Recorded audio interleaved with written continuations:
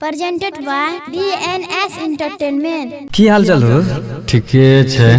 अरे ये वो लड़की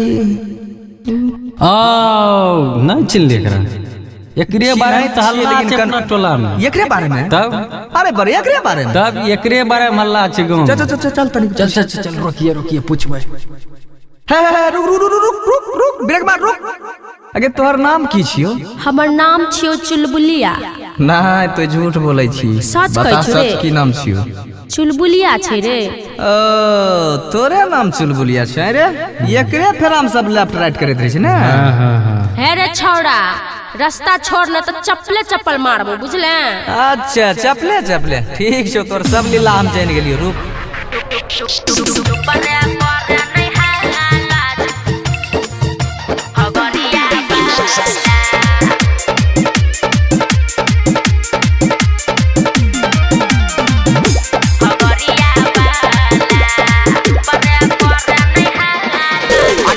चुम्मा लेके भगलौ जानै छौ टोला मोहल्ला।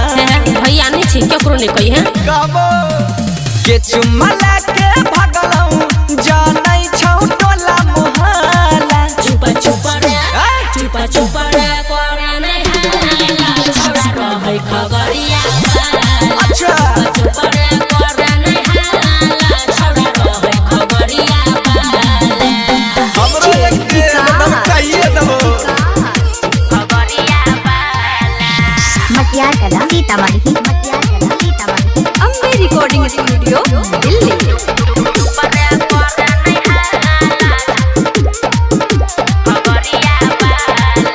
भाई के नाम पर सबके धोखा दै छी घर में। केटीएम पर घूमै छही छौरा सबके जार में। की बात छै गे? तोरा की लगै छौ हमें करे छिए प्यार रे।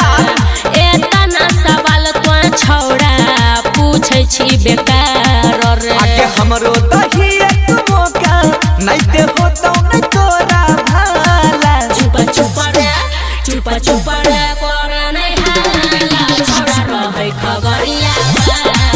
चुपा रे करे नहीं हाला छौड़ा रहे खगड़िया।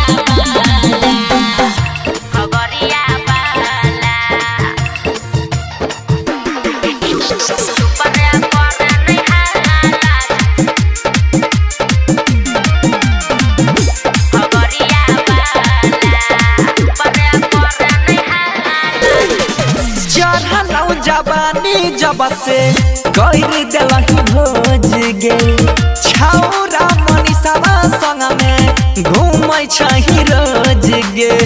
बड़ा अप डाउन करैत रहै छी की बात छै गे? तोहर करे जाकिया फाटे छोरा बनसी। हटै ना। रही खगड़िया हम की घूमे जइए मनसी। हमरा त लागै छौ सुमन तोरा दाइल में छौ कुछ काला। चुपा रे करे नहीं हाला छोड़ा रहे खगड़िया। चुपा रे करे नहीं हाला छोड़ा रहे खगड़िया।